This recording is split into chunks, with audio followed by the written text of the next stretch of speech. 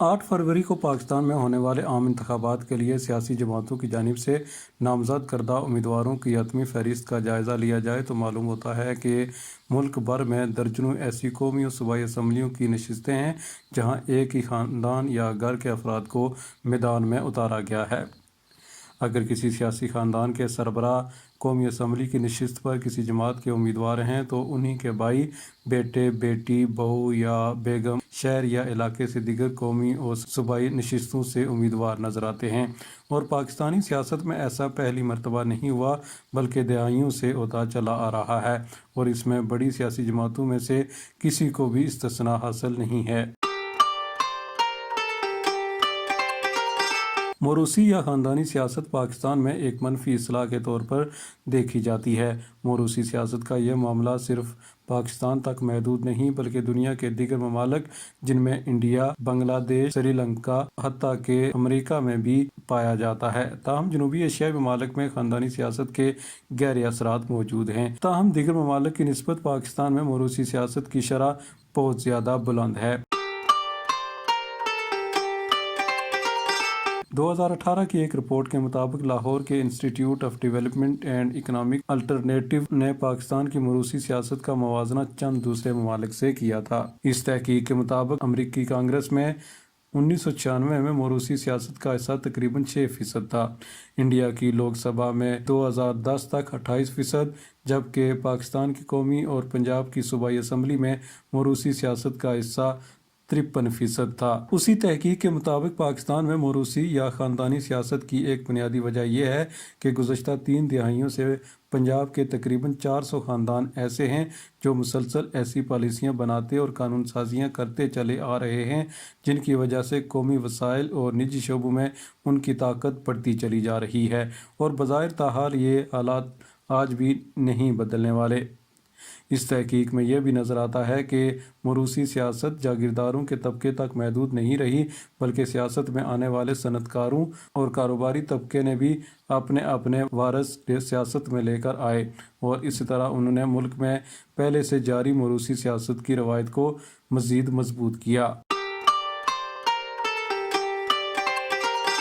मोरूसी सियासत करने वाले पाकिस्तान के चंद बड़े सियासी ख़ानदानों के ऐसे अफराद से बात की गई है जो आइंदा माह होने वाले इंतखाबात में मुख्तलिफ जमातों के उम्मीदवार हैं ताकि ये जानने की कोशिश की जा सके कि ये ख़ानदान दिहाइयों से अपने आप को ही अवाम की नुमाइंदगी का हकदार क्यों समझते चले आ रहे हैं और उनकी राय में उनका ये तर्ज सियासत क्या पाकिस्तान में जमहूरियत के पनपने की राह में रुकावट तो नहीं है।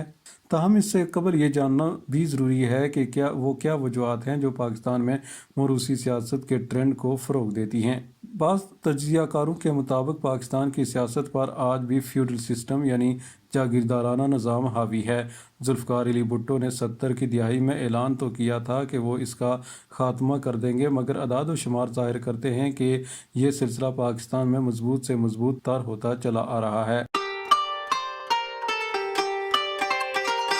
तज्ज़ियाकारों के मुताबिक अवाम तीन नस्लों से एक ही ख़ानदान के अफराद को असम्बलियों तक पहुँचाने के लिए वोट देते आ रहे हैं। मोरूसी सियासत करने वाले सियासतदानों को हर इलेक्शन में वोट मिलने के पीछे बहुत से अनासर होते हैं, जैसा कि पंजाब में मजबूत बरादरियों का निज़ाम या बलूचिस्तान में सरदारी सिस्टम।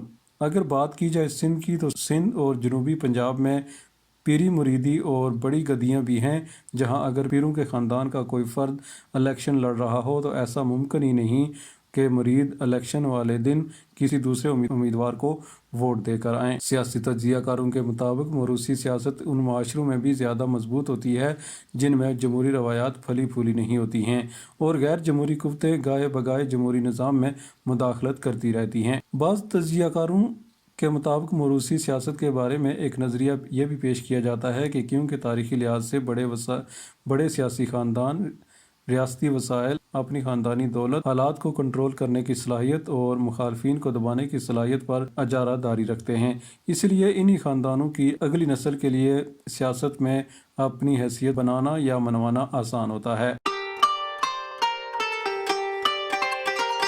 तज्ज़ियाकारों का ख्याल है कि मोरूसी सियासत सिर्फ पाकिस्तान का मसला नहीं बल्कि दुनिया के बहुत से ममालिक जहां जदीद जमहूरी निज़ाम राज है वहां भी ख़ानदानी सियासत موجود ہے۔ امریکہ، بھارت اور بنگلہ دیش کی مثالیں ہمارے سامنے موجود ہیں۔ پاکستان سمیت دنیا میں کوئی جمہوریت ابھی اتنی میچور نہیں ہوئی اور نہ ہی کہیں پارٹیاں اتنی مضبوط ہوئی ہیں کہ صرف پارٹی کے نام کی بنیاد پر الیکشن میں ووٹ حاصل کیے جا سکیں۔ الیکشن میں خاندانوں کا بھی اثر ہوتا ہے، شخصیات کا بھی اثر ہوتا ہے، مگر یہ ٹھیک ہے کہ پاکستان میں جتنی زیادہ موروثی سیاست ہے اس کو کم ہونا چاہیے، مگر ایسا نہیں ہو سکتا کہ اسے یکساں طور پر ختم کر دیا جائے۔ اگرچہ پاکستان میں موروثی سیاست کی جڑیں کافی گہری ہیں، مگر وقت کے ساتھ ساتھ اب موروثی سیاست کے نظام کے خلاف تنقید بڑھتی چلی آ رہی ہے۔ عام لوگوں کا خیال ہے کہ پاکستان میں خاندانی سیاست ہی چل رہی ہے۔ ایک سیٹ پر باپ ہے تو اس کے بعد اس کا بیٹا آ جاتا ہے اور اس کے بعد اس کا بیٹا۔ دنیا میں کرنے کو ہزاروں اور کام بھی ہیں، مگر ان موروثی سیاستدانوں کو اپنے خاندان کے افراد کے لیے صرف سیاست کرنے کا کام ہی کیوں سوچتا ہے؟ بعض لوگوں کا یہ بھی خیال ہے کہ جو پرانے تجربہ کار لوگ ہیں انہی کو سیاست میں آنا چاہیے۔ نئے لوگ جو ہیں ان کا نہ تو تجربہ ہے اور نہ ہی کچھ اور۔ نئے لوگوں نے ملک کا بیڑا غرق کر دیا ہے۔